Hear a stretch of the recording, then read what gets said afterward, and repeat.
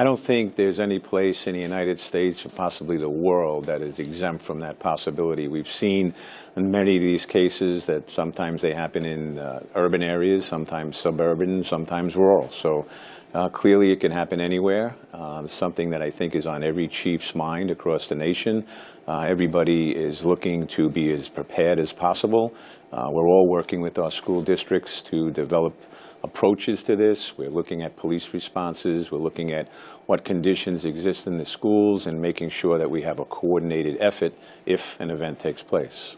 So in addition, we'll get to the technology because that's a big component, but what other programs besides sort of the technology we'll talk about in a moment are you doing here in Southampton? So it kind of starts with really getting to know each other. I mean, that's the first step, is to be familiar with one another. You know, I think almost any chief would agree that you don't want to meet somebody for the first time in a time of crisis.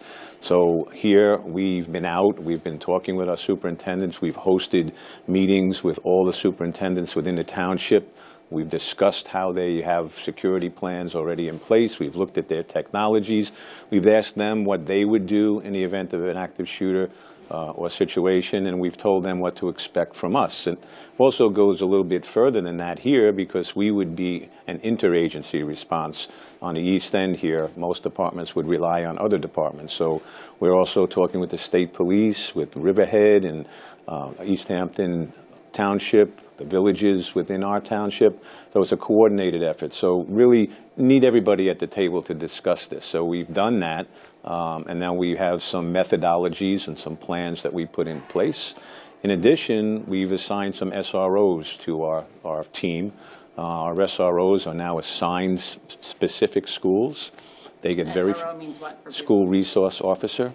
The school resource officer is coordinating with the principals and the faculty within the schools. They have training programs for students as well as faculty on what to do in a situation like this, and other training programs beyond this catastrophe. But they're getting familiar with the school, getting familiar with the people who work in the building. So again, it's that familiarity, it's having an understanding of the landscape, and using technologies as best we can to augment our human resources. And technology specific, so give me the general overview of what we're talking about, and then we'll move over and we'll get the specifics. Right. What is this system and what... Hey, hold on. Yep. What is this system, generally speaking, and how does it work? So this system is the utilization of surveillance cameras, closed-circuit TV cameras that exist in almost every school today, and particularly in the school districts that we work with. Now, we a long time ago realized that this is a great asset. There's cameras inside the school. If you're dispatching an officer to an event inside the school, particularly an emergency event, it would be a great advantage to have eyes on what's happening behind the wall, behind the door, before you even get there. Seconds matter, as we all know, in a situation like this.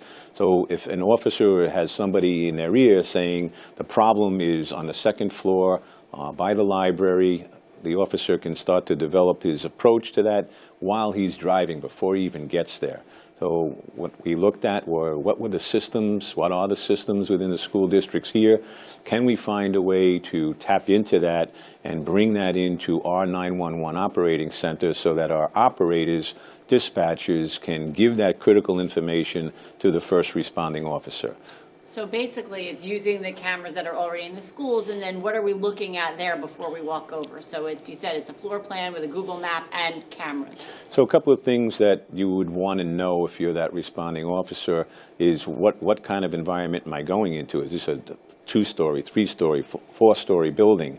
Where are the entrances? Where are the classrooms?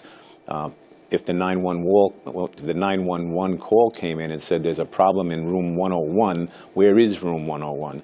And how do I get there? So what this does is gives a floor plan immediately to the dispatcher, who can see where that is and can give that officer that information. She could say, or he or she could say, room 101 is to the east of the front door, which is on the south side of the building. And I'll show you in a moment, the floor plan here is overlaid to a Google map, so certain features outside the building appear to the 911 operator as points of reference. So that enables them to give you more precise information towards entry, how to get to a specific location, and all of that is going to expedite the arrival